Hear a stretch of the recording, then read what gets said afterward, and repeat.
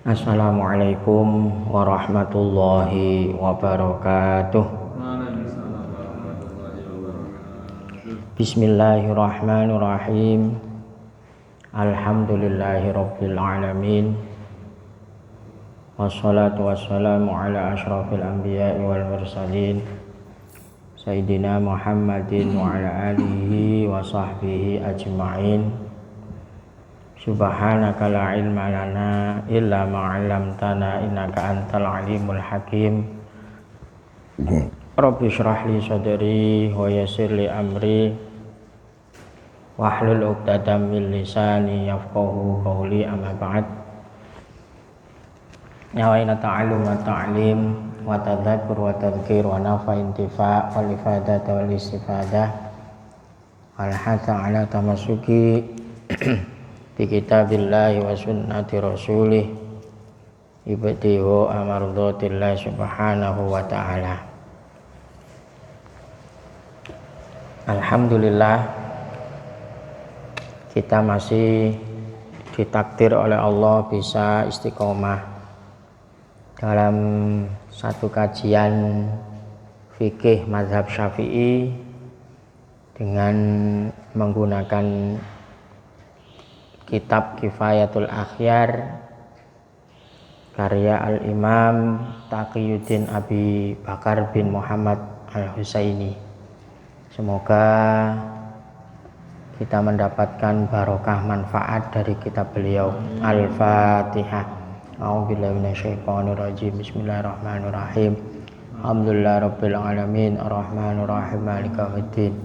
Iyyaka na'budu wa iyyaka nasta'in ihdinas siratal mustaqim siratal ladzina an'amta 'alaihim ghairil maghdubi 'alaihim waladdallin amin. Ayo Mas, rodok maju sini biar jelas, nanti kalau ada yang tidak paham ditanyakan ya, sekalian ngaji yang serius ya.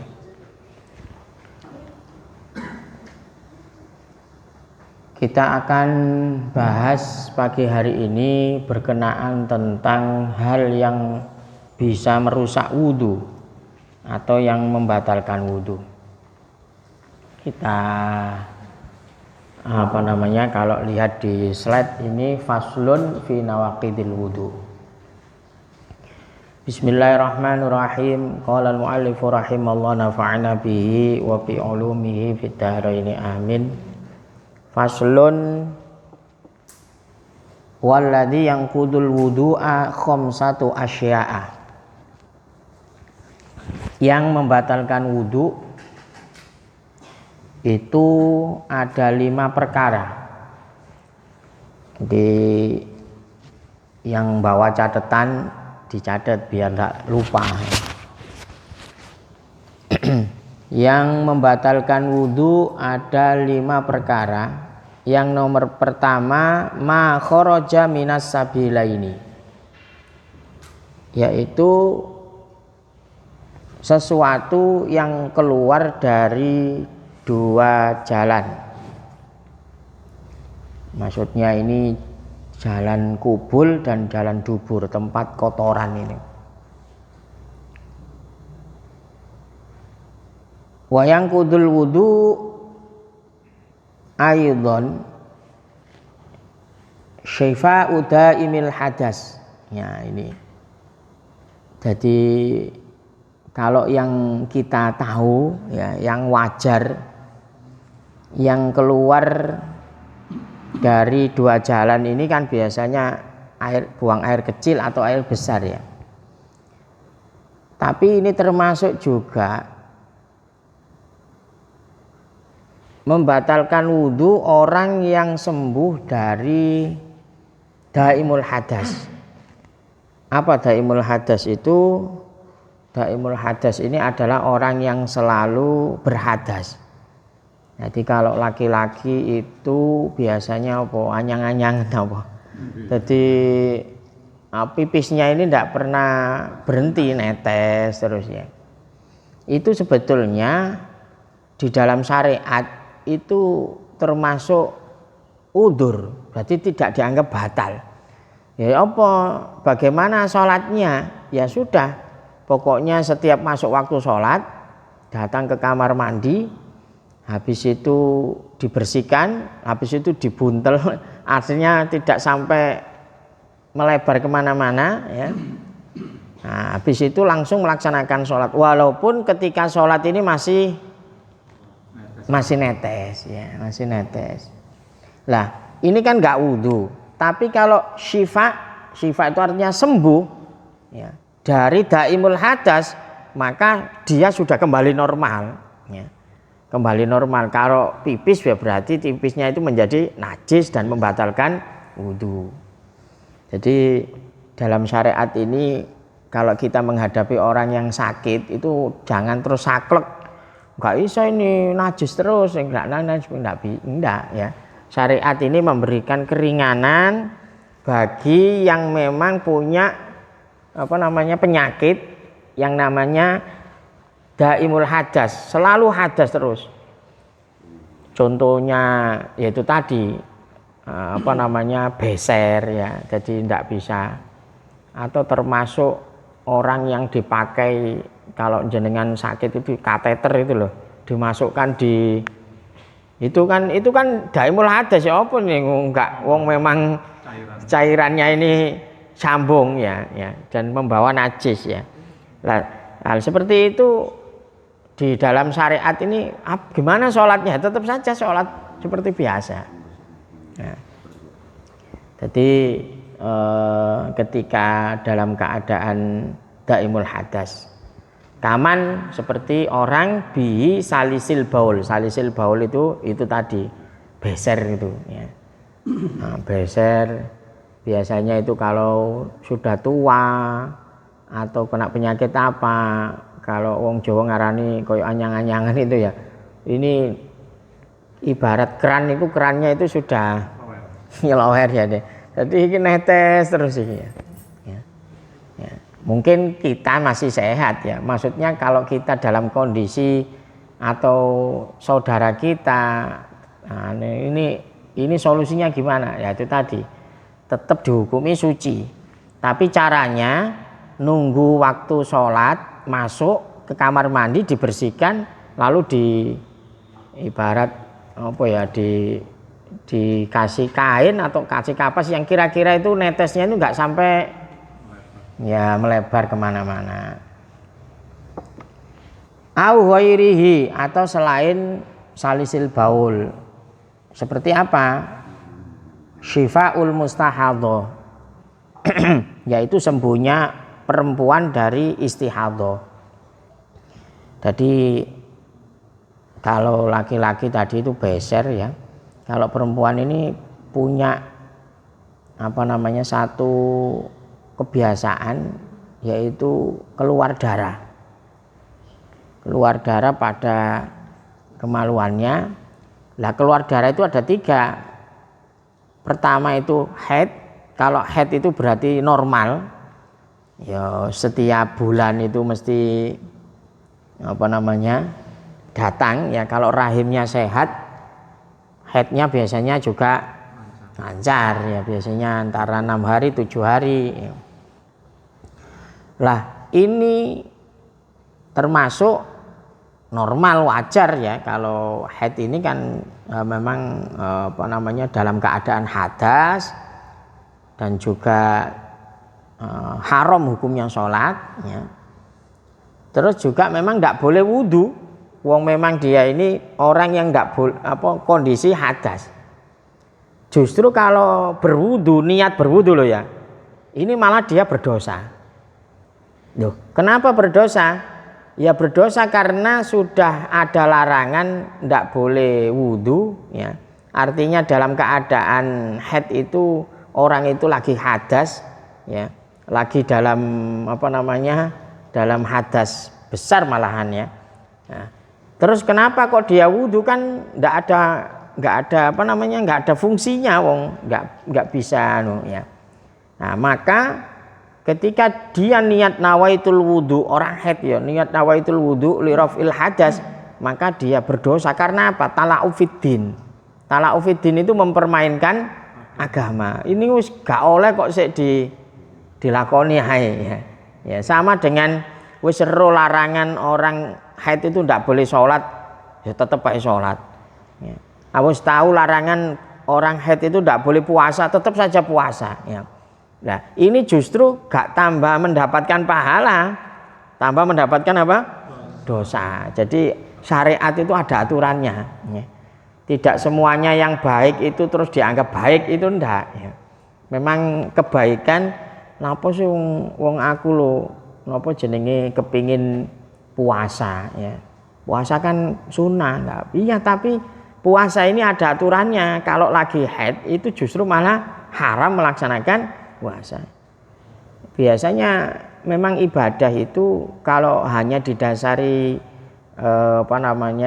syahwat atau nafsu, ya seperti itu, enggak didasari dengan ilmu.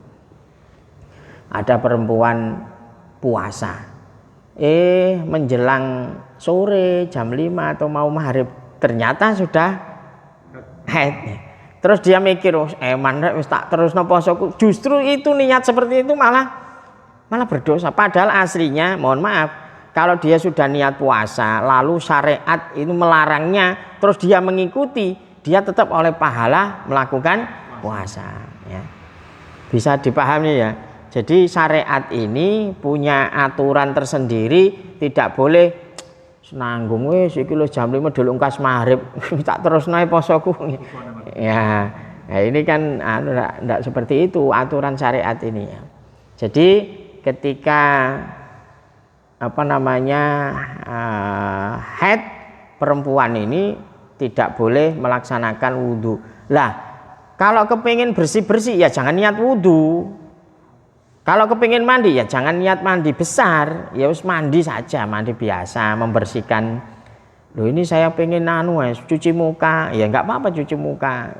Seperti wudhu enggak apa-apa, tapi jangan niat apa? Wudhu. Karena kalau wudhu berarti kan tala'ufiddin, mempermainkan agama. Ya ini. Jadi kayak banyak perempuan itu enggak ngerti, ya. Walaupun haid dia tetap saja wudhu, ya. Mungkin kebiasaannya. Ya, kalau mau cuci muka, bersih-bersih dengan niat nadhofah. Nadhofah itu artinya bersih diri, tidak ada masalah, ya. Ini yang masalah hanya niatnya ini loh, ya. Ya, jadi yang membedakan amal ibadah itu niat. Jenengan kepingin olahraga, berdiri, rukuk, iktidal, tapi niatnya olahraga, ya wis, tidak ada masalah. Ya, ndak ada masalah, artinya ndak ada masalah, ya wis diniati olahraga iku. Mon rukuk ngene-ngene ya, jadi. Tapi ndak niat sholat. Padahal gerakannya sama persis dengan sholat. Tapi yang satu niat nawai usolli fardhol, dalam hati saya niat sholat duhur. Berarti itu tidak diniati olahraga, itu niatnya adalah sholat gitu. Loh kan sama pekerjaannya, iya, tapi yang syariat ini yang dinilai itu adalah niat. Innamal a'malu bin niat. Jadi kalau kita mempelajari fikih niat sendiri itu ada satu kitab itu. Ini memang harus hati-hati, ya. Harus hati-hati. Ya. Contoh ada air kurang dari 2 kola, 1 timba. Dan jenengan di situ ndak ada cibuknya, ndak ada gayungnya, ya. Ndak ada gayungnya. Terus pengen wudhu, bagaimana caranya? Kalau punya niatan memasukkan tangan ini untuk mengambil air, ya, maka air ini tidak dikatakan air mustakmal. Ya, jadi masuk no tangan itu loh, dalam hati niat ini untuk apa? Ngambil. Tapi kalau niatnya masukkan tangan itu untuk membersihkan tangannya, jadi dicelupno gini niat apa? Membersihkan, maka air ini jadi mustam. Padahal sama-sama, perbuatannya sama. Satu masukkan ini niat mengambil air, yang satu niat membasahi atau membasuh tangan. Kalau sudah niat membasuh tangan, berarti air yang ditimba ini sehingga jadi apa? Mustakmal. Nah, ini kan loh kan sama saja. Ya enggak sama lah. Wong sijine niatnya ini untuk ngambil air, ya. Jadi ada di dalam syariat itu banyak perbuatannya sama tapi dibedakan dengan apa? Niat. Jadi seperti jenengan ngapunten ya, ada orang pergi ke apa namanya pelacur ya, aku tak apa namanya gitu loh. Jadi kadang apa ya, kadang syahwat itu numpuki jadi niat itu ada niat sodiko, ada niat ghairu sodiko, ada niat jujur, ada niat gak jujur ya. Ya beda lagi ya. Makanya sama-sama akad nikah ya. Dalam akad itu loh, satu di dalam apa namanya aliran Syiah itu adalah kawin mut'ah. Kawin mut'ah itu kawin kontrak. Jadi pergi kemana gitu, nemu orang seneng terus iki tak kawin selama butuh bulan atau apa ya. Tapi disebutkan di akad, maka otomatis akadnya ini batal sudah. Akad batal. Akadnya batal. Karena apa? Ada niat membatasi pernikahan.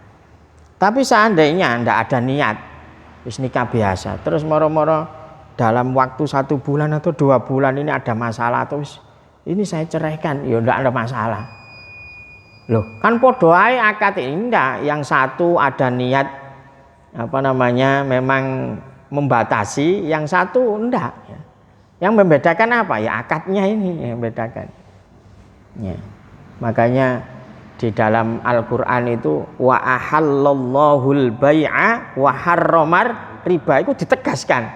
Kalau jual beli murabahah ya itu hukumnya sah ya. Wa halalul bai' jual beli itu sah, wa harramar riba, riba itu haram ya. Kan podo ae asline. Riba itu kan nyari untung, jual beli juga nyari untung. Yo gak podo ya. Akadnya ini yang jadi masalah ya. Makanya sekarang perbankan syariah ini ya harus mengikuti apa namanya akad yang sesuai dengan syariat. Tapi kan intinya sama, iya intinya sama, tapi niatnya yang beda ya. Jadi apa namanya, apa sih podo ae bank konvensional dengan bank syariah yo podo ae. Lu ya ndak sama lah ya. Yang bedakan apa? Yo akadnya itu, niatnya itu yang nggak sama ya. Nah, kan podo ae nyari untung ya. Umpamanya kamu butuh uang, kalau di bank apa namanya konvensional ya wes langsung berapa persen ya bunganya, langsung seperti itu.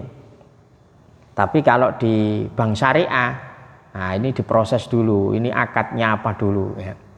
Kamu membutuhkan apa ya. Nanti bisa jadi bank ini seperti posisinya menyiapkan apa yang menjadi kebutuhannya. Tapi intinya ya sama lah dipikir-pikir ya padha ae golek bathi. Tapi kan dalam Islam itu ada yang namanya niat ya. Jadi innamal a'malu bin niat. Bisa jadi pekerjaannya sama tapi hukumnya berbeda. Apa sih bedane kawin kontrak dengan kawin biasa? Ya aslinya padha ae. Cuman yang satu menyebutkan di akad ya, dengan niat ada tak apa namanya batasan ya. Yang satu wis saya nikahi gitu aja. Tapi padahal nanti dicerai ya enggak masalah. Ya seperti itu. Karena yang haram ini yang menyebutkan di akad ini ada apa namanya batasan. Nah, jadi seperti itu.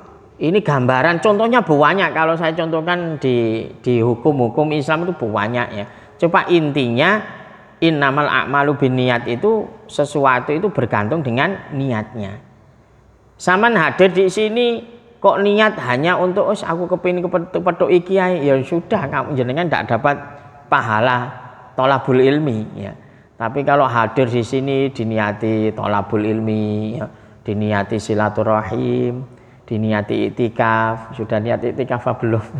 Dilingno diniati iktikaf, ya diniati idkhalus surur, ya. Diniati yang baik-baik. Ini juga semuanya akan menjadi pahala. Akan menjadi apa? Pahala. Yo melok sunai Kanjeng Nabi, ya ikut perintah Allah, ya. Ini menjadi pahala. Jadi penting niat itu, ya. Maka permasalahan di semua ibadah itu nomor satu adalah niat. Bahkan ada pekerjaannya baik, niatnya nggak baik itu jadi fasad, jadi rusak, ya. Nggak diterima oleh Allah. Sedekah itu kan baik, ya, tapi niatnya sombong, ya, niatnya pamer, ya. Nah, akhirnya kan jadinya nggak dapat pahala, ya. Nah, seperti itu. Nah, kembali kepada yang membatalkan wudhu. Yang tadi yang pertama adalah sesuatu yang keluar dari dua jalan, ya. Kecuali orang yang sudah sembuh dari daimil hadas, ya. Apa tadi daimil hadas itu? Orang yang selalu hadas, ya. Ya, kalau saya contohkan, kalau sekarang di rumah sakit itu pakai kateter itu, ya, langsung pipisnya langsung diselang, itu kan daimul hadas, ya. Atau orang yang istihadah, tadi darah yang normal itu namanya darah haid, ya. Kalau melahirkan itu darah nifas, ya, setelah melahirkan. Lah, nanti di luar itu haid itu kan batasnya 15 hari. Kok ada darah keluar lebih dari 15 hari? Maka ini disebut darah istihadah atau darah penyakit. Penyakit itu berarti kan tidak normal. Kalau tidak normal berarti dihukumi ya enggak. Ya tadi gimana sholatnya orangnya istihadah? Ya sudah, waktu sholat masuk ke kamar mandi, pasang pempesnya, pasang pembalut yang rapet, nanti langsung wudhu, langsung sholat, ya, langsung sholat. Walaupun nanti di tengah sholat tetap keluar darah, tetap dihukumi apa? Suci. Lah ini kalau dia memang sudah sembuh, otomatis sudah dihukumi normal, dan kalau pun keluar darah berarti membatalkan wudu. Wayang kudu aidon ingkidatu muddatil mashi. Ya, ini ada istilah bab muzah, ya. Khauf mengusap kaos kaki atau sepatu. Nanti ada babnya sendiri yang sudah disebutkan. Kalau sudah masanya 3 hari habis, otomatis batal. Waqad dzakaru Syekh fi faslin mashil khuf. Wa yang kudu aidon aklu lahmil khizir, ya. Dan juga termasuk membatalkan wudu. Ini terjadi perbedaan pendapat ini, yaitu memakan aklu lahmil jazur. Jadi daging panggang. Jadi ada hadis Nabi Muhammad SAW bahwa setelah memakan sesuatu yang tersentuh api, ya, itu membatalkan wudu, ya. Entah itu daging onta atau daging sapi, ya, yang dibakar, ya, lahmul jazur. Ini masih terjadi perbedaan pendapat. Ala maktarahun Nawawi wa qawwahu, dikuatkan, dipilih oleh pendapatnya Imam Nawawi.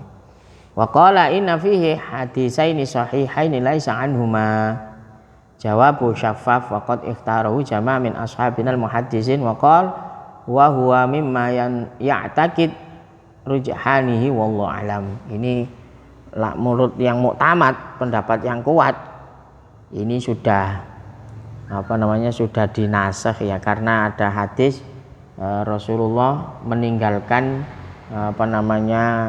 wudu setelah memakan daging yang tersentuh api ya. Nah, wasahih alaihi jumhur ashab annaula yang kudul wudu, tidak, menurut jumhur tidak batal. Jadi jenengan habis makan sate tidak batal wudunya menurut jumhur. Tapi kalau bisa ya sunnah ya tetap saja kalau setelah makan ini wudu ya, sunnah. Wa ajabu an hadza bima rawiya Jabir radhiyallahu an inna akhiral amrain min Rasulillah sallallahu alaihi wasallam tarkul wudu'i mimma massat hunnar.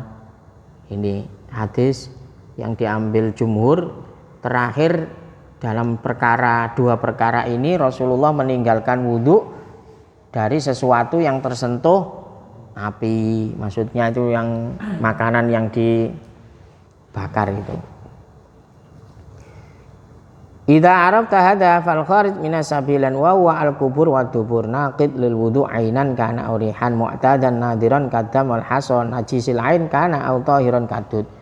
Semua yang keluar dari dua jalan, entah itu benda padat, benda cair, benda gas, entah itu sesuatu yang suci atau sesuatu yang najis ya, entah itu yang biasanya atau yang tidak biasanya, semuanya membatalkan wudu ya. Nah, kalau kita kan paling ya kalau nggak pipis ya kentut gitu ya. Ini berdasarkan dari ayat auja ahadum minkum minal ghaid. Jadi surat Maidah ayat 6 ya, bahwa termasuk hadas ini yaitu datang dari ghaid, buang air. Jadi ini bahasa Al-Qur'an yang yang bisa diterima oleh perasaan ya. Jadi Al-Qur'an itu istilahnya ketika menyebutkan sesuatu yang kurang layak itu dipakai dengan bahasa kinayah. Termasuk yang membatalkan wudu adalah ketika kamu datang dari qadaul hajat ya, datang dari ghaid ya, gak langsung menyebutkan umpama membatalkan wudu termasuk beol, termasuk ndak.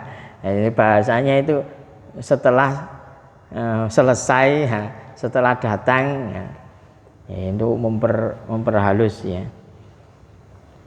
Jadi ini yang yang diajarkan oleh Al-Qur'an ya. Jadi bahasa-bahasa yang kira-kira bisa diterima ya.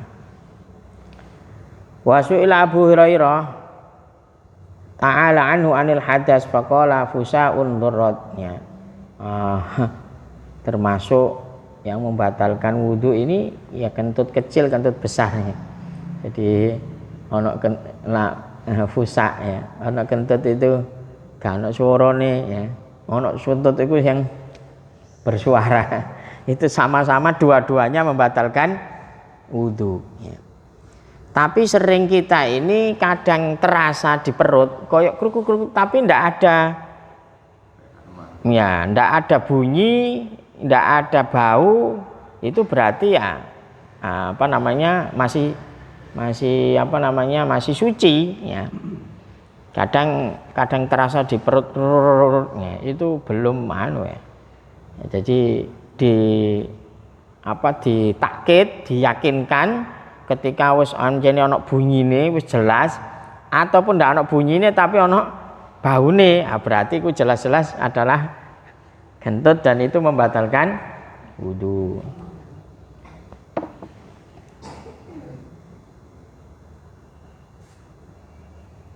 Wa rawahul Bukhari su'ali, ini ada hadis Sayyidina Ali radhiyallahu taala anhu, kuntu rajulan madza fastahiyaitu ana as'alu Rasulullah sallallahu alaihi wasallam limakan ibnatihi fa amartul Miqdad bin Aswad al-Kindi Fasa'alahu faqala Rasul yang silu dzakarahu wa tawaddo.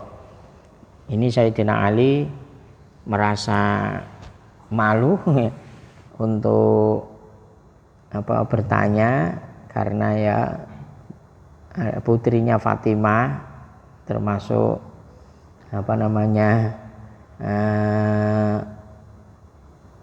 anaknya ini termasuk istrinya Sayyidina Ali ya. Lalu memerintahkan Miqdad bin Aswad Al-Kindi untuk menanyakan kepada Rasulullah tentang madza iki, mohon maaf, ada orang ini sering keluar madhi. Jadi ketika syahwat atau ketika apa gitu ya, itu sering keluar cairan. Nah, ini gimana statusnya ya? Lalu ditanyakan kepada Rasulullah, faqala Rasul yang silu dzakarahu wa tawaddo, maka dijawab dibasuh kemaluannya terus wudu. Berarti mandi atau wadi ya, kedua-duanya ini sama dengan air kencing, yaitu najis dan membatalkan wudu. Najis dan membatalkan wudu.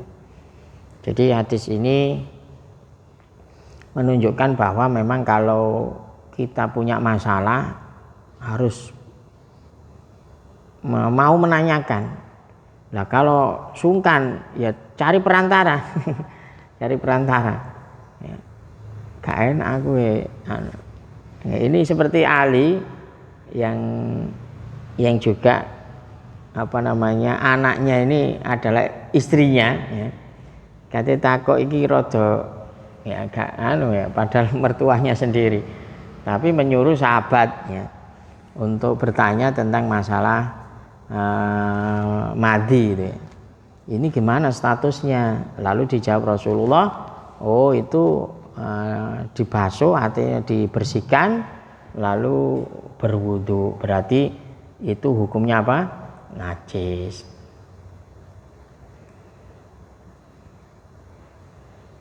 Wa istasna mimma kharaja minas sabilaini mani 'alal madhhab fi rafi'i fi raudhah wa wajhu annama aujaba 'adzam wa tuqbi.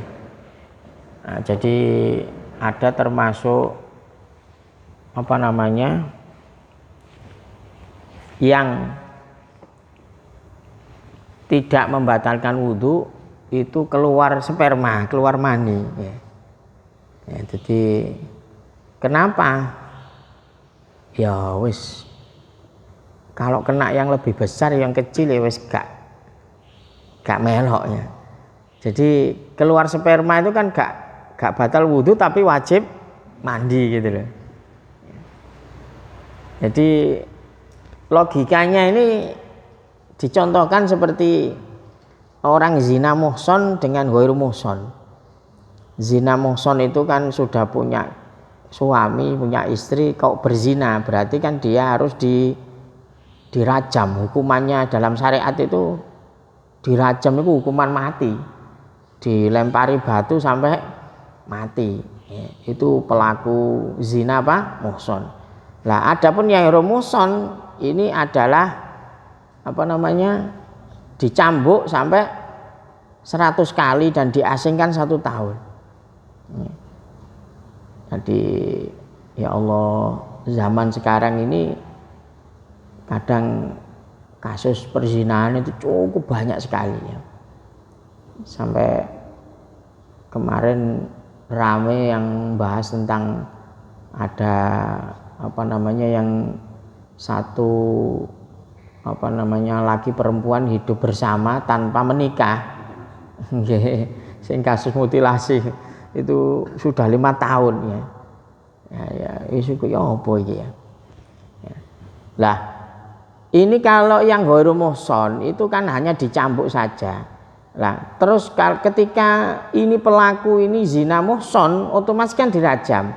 Lah kalau sudah dirajam ya sudah, ndak usah dicambuk gitu loh. Maksudnya iki kan yang hukuman rodok ringan, iki hukuman berat. Kalau sudah menerima hukuman berat yang ringan itu sudah ndak usah gak terus ngene loh. Iki biyen asale belum nikah berarti ya dicambuk sik marono dirajam le. Sakno. Ya, karena dia sudah menerima yang besar, dia sudah tidak terkena kewajiban yang kecil. Begitu juga ini. Orang ini keluar sperma, nggak wajib wudu. Loh, kenapa nggak wajib wudu? Mesti ae. Dia nggak wajib wudu tapi wajib mandi. Karena kalau sudah mandi besar. Kalau jenengan mandi besar, otomatis anggota wudu itu kan mestinya sudah terbasuh semuanya. Jadi jenengan kalau umpama mandi besar ya, tanpa batal ya, tanpa menyentuh kemaluan, tanpa pipis dan apa itu setelah itu mandi besar, itu ndak pakai wudu ndak masalah. Tapi pokok nggak melakukan sesuatu yang membatalkan loh ya. Jadi mandi yang paling enak itu nyemplung kolam, yang paling enak itu.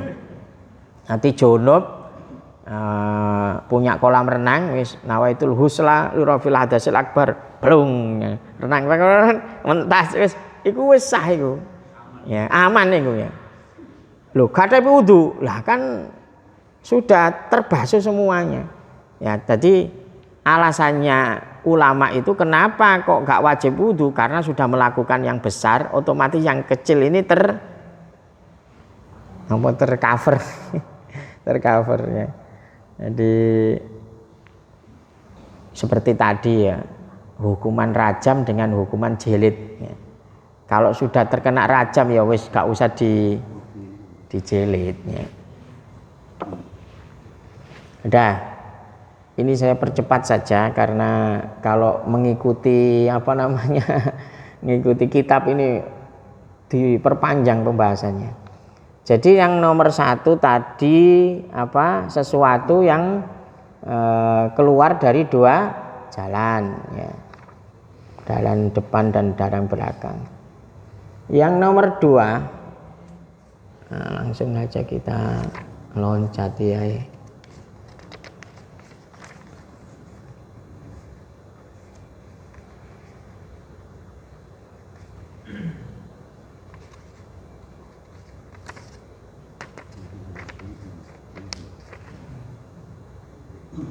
Karena ini masih membahas panjang hadis tentang baul ya.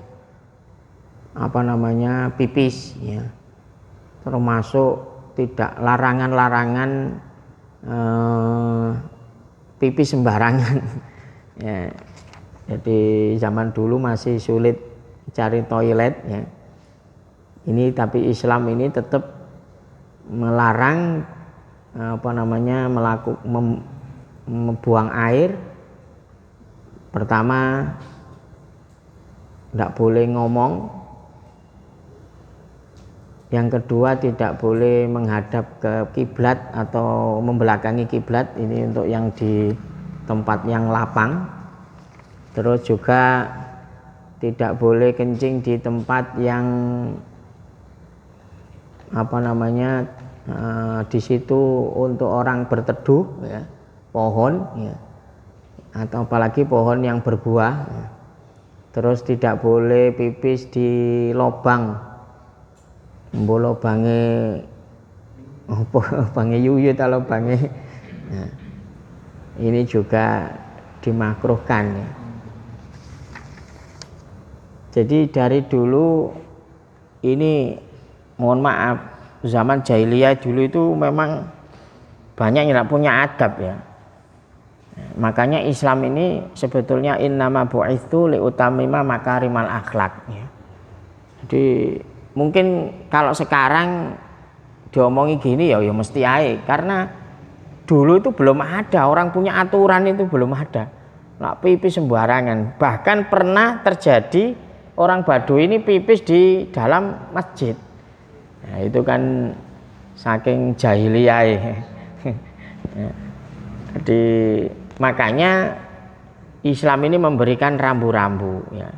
Jadi yang kita ini hidup ini ada aturan ya, mengikuti aturan yang diajarkan Nabi Muhammad Shallallahu Alaihi Wasallam.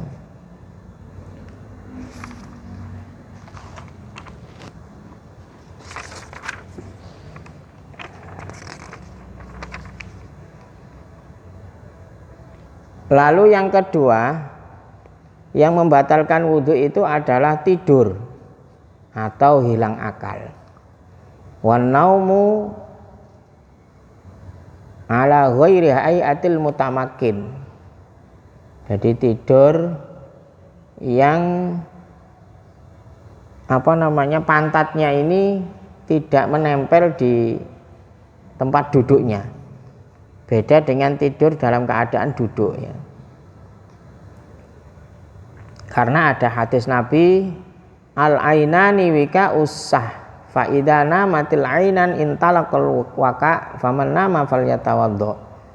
Mata itu punya hubungan atau punya tali dengan pantatnya. Ketika mata ini tidur, tali ini lepas, kontrolnya ini lepas. Jadi orang tidur ini kayaknya di pantatnya ini keluar masuk angin ini enggak ada ininya, enggak ada enggak ada pengendalinya ya. Jadi kalau kita kebelet kentut, pingin kentut ya, kan kalau kita masih sadar gini kan iso ngempet ya. Tapi kalau tidur ya wis ya los ya. Makanya termasuk Rasulullah mengatakan kalau orang ini tertidur maka wudunya ini batal. Karena tidak ada itu tadi, talinya ini terputus ya. Ini tidur ya. Apalagi pingsan atau mabuk, pokoknya pikirannya ini sudah tidak punya bisa menahan ya, maka di situ membatalkan wudhu. Langsung saja, sebetulnya kalau tidurnya ini rapet gini ya, biasanya sering terjadi ketika sholat Jumat ya, menunggu khutbah itu sering orang ini tertidur ya. Pokoknya pantatnya ini masih orangnya ini enggak terlalu kurus. Nah, kurus kan mesti rubuh ya. Nah, kalau orangnya enggak terlalu kurus, duduk rapet ya. Hanya nunduk gini saja ya. Ya, maka itu tidak sampai membatalkan wudhu. Tapi kalau umpama bangunnya ini sudah berubah ya. Mbok ngadepnya yang berubah, mbok marisilo itu dadi gini lah, maka di situ wudhunya batal. Kalau sudah berubah, ketika tidurnya itu tidak sama dengan awalnya duduknya ya. Nah, ini termasuk. Lalu yang membatalkan wudhu yang nomor 3, tadi nomor 2 tidur ya, nomor 3 lamsur rajuli almar'ah, yaitu bersentuhan kulit laki perempuan min ghairi hail bainahuma. Nah, yang sudah kita ketahui, bersentuhan kulit laki perempuan yang bukan mahram. Istri itu orang lain loh ya. Mahram itu adalah orang yang haram dinikah. Istri itu haram gak dinikah. Oh, jenenge istri kok ya. Berarti memegang istri ini membatalkan wudhu, karena istri itu aslinya orang lain. Berbeda dengan mertua. Mertua ini sudah ada aturannya. Setiap orang yang dinikahi anaknya haram menikahi ibunya. Berarti ibunya ini sudah menjadi mahram. Maka bersentuhan kulit dengan mertua ini tidak membatalkan wudhu ya. Tapi dengan anaknya batal. Dengan orang tuanya tidak batal. Pahami ya? Jadi kadang ada yang takut salaman sampai mertuanya kok wudhuku batal. Oh, enggak, itu sudah posisinya menjadi orang tuanya sendiri ya, menjadi orang tuanya sendiri. Nah, ini kulit ya, beda dengan rambut, kuku, itu tidak gigi, tulang ya. Ini tidak sampai batal ya. Yang batal ini adalah dengan bersentuhan kulit. Terus berikutnya, nah ini juga ada keterangan. Bersentuhan kulit ini membatalkan wudhu, ya, baik syahwat ataupun tidak. Ya. Ada yang punya pendapat, alah ambek mbah-mbah mosok batal ya. Ya tetap saja ya. Orang tua atau pokoknya yang kalau anak-anak yang sudah balik ya atau orang tua tidak ada batasnya tetap batalkan wudhu ya. Batalkan wudhu. Karena apa? Ya memang aturannya seperti itu. Jadi syahwat atau tidak ini tetap membatalkan wudhu. Tapi kalau anak kecil enggak ya, anak yang masih kecil yang belum balik. Nomor berapa sekarang ini? Di nomor 1 sesuatu yang keluar 2 jalan. Nomor 2 tidur atau hilang akal. Nomor 3 bersentuhan kulit laki perempuan ya. Sekarang nomor 4 yaitu menyentuh kemaluan dengan telapak tangan. Menyentuh kemaluan dengan apa? Telapak tangan. Kalau menyentuhnya itu dengan selain telapak tangan tidak batal.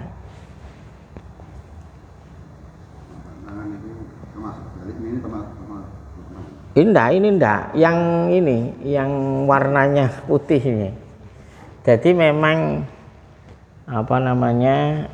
yang paling sensitif kulit itu memang kulit ini ya. Jadi ya ada yang ngomong pokoknya ditutup ini ya. Ini berlaku umum ya.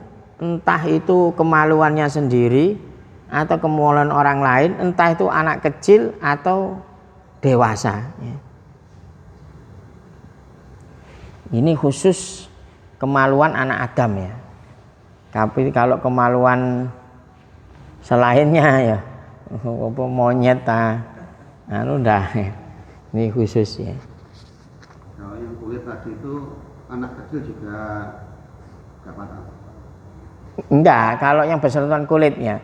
Jadi yang bersentuhan kulit itu adalah selain mahram atau anak yang belum balik ya. Jadi anak yang belum balik.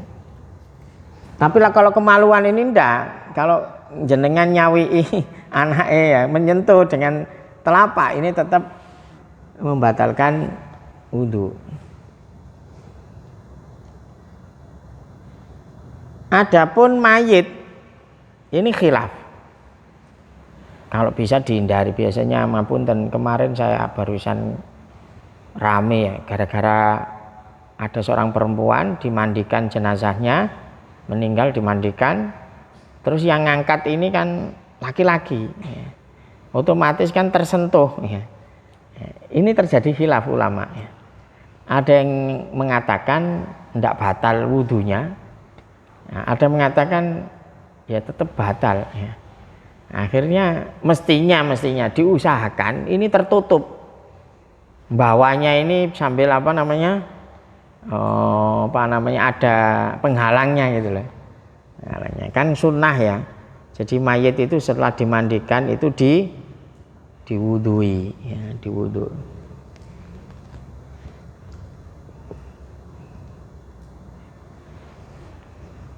Kalau yang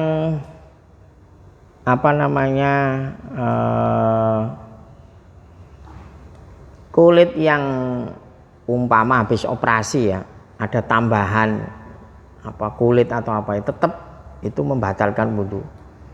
Jadi sambungan atau ya ditambahi kan sekarang ini ada kecanggihan ya, putus terus disambung atau dikasih kulit dari mana itu juga sama.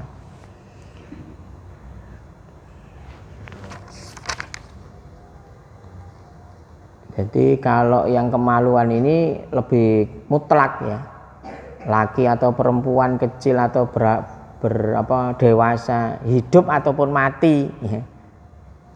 Ya, hidup atau mati ini termasuk membatalkan wudhu.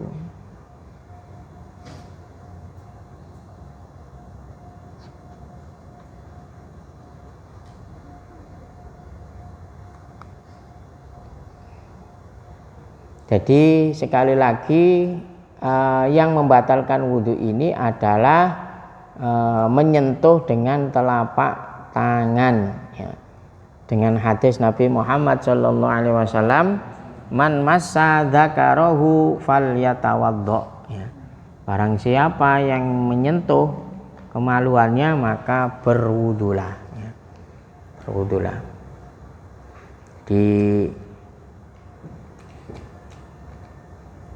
Ketika kepingin aman ya, kita itu kalau memandikan jenazah atau apa itu pakai kaos tangan itu ya, atau biar tidak batal.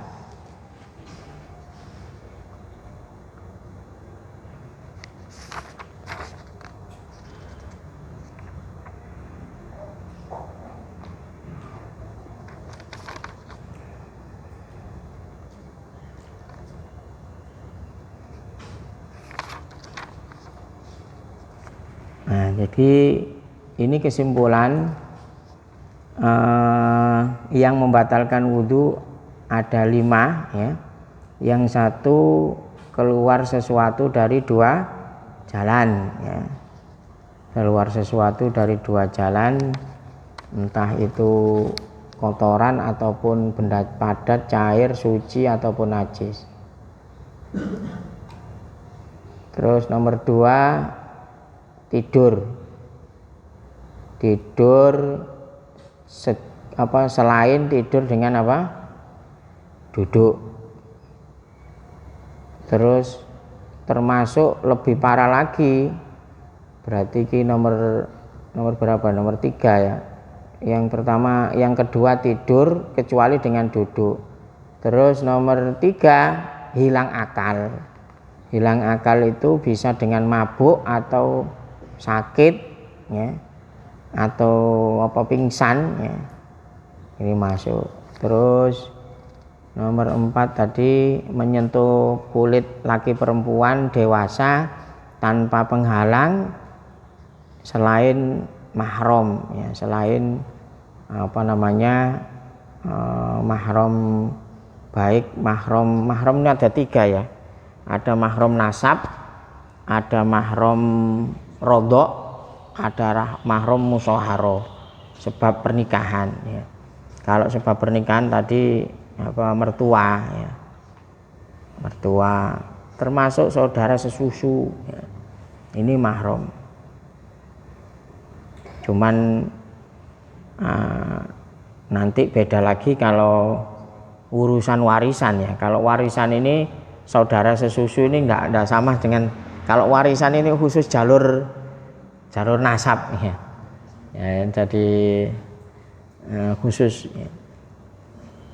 Sempat terjadi ini ya, ada orang meninggal, nah dia itu punya anak, entah itu anak saudara sesusu atau apa, itu merawat sakitnya sampai meninggalnya, sementara anaknya sendiri ini nggak mau merawatnya.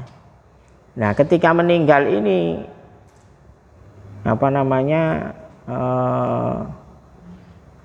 nuntut ya, ibarat ini sing ngramut masuk gak oleh warisan ya, gak oleh warisan.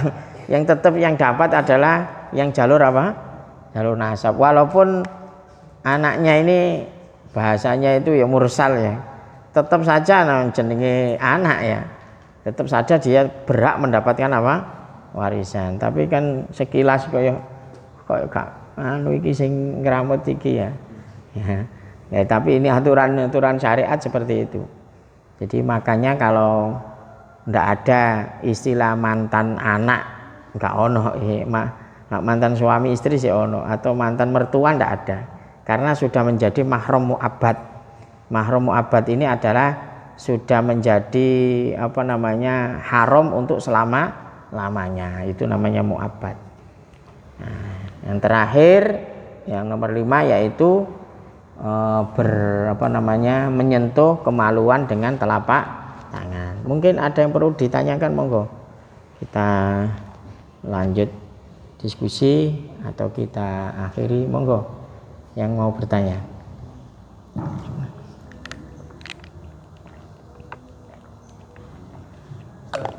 Oke.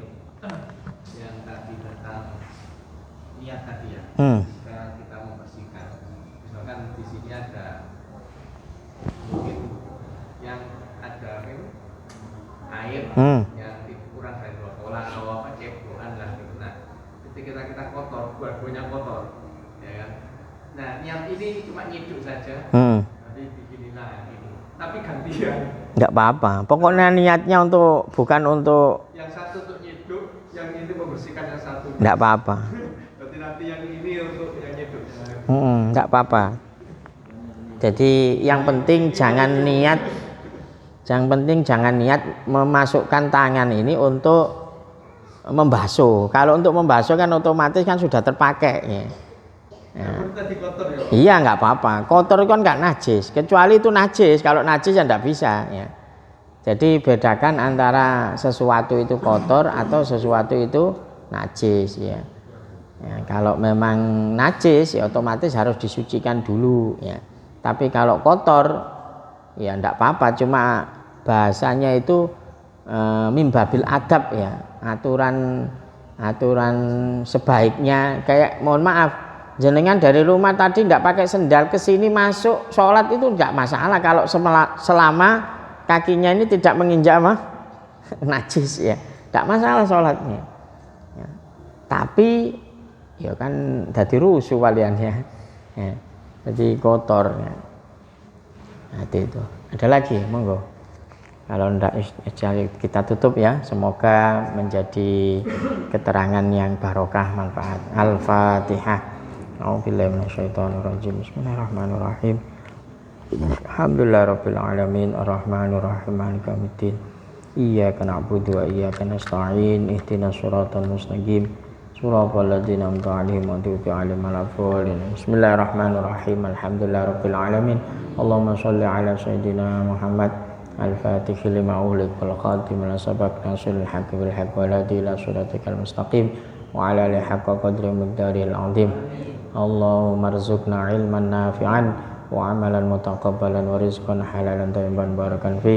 Rabbana ighfir lana dzunubana wa li walidina hamhuma kama rabbawna shighara. Rabbana atina fid dunya hasanah wa fil akhirati hasanah wa qina adzabannar. Subhana rabbika rabbil izzati amma yasifun wa salamun 'alal mursalin walhamdulillahi rabbil alamin wal 'afwu minkum. Wassalamualaikum warahmatullahi wabarakatuh.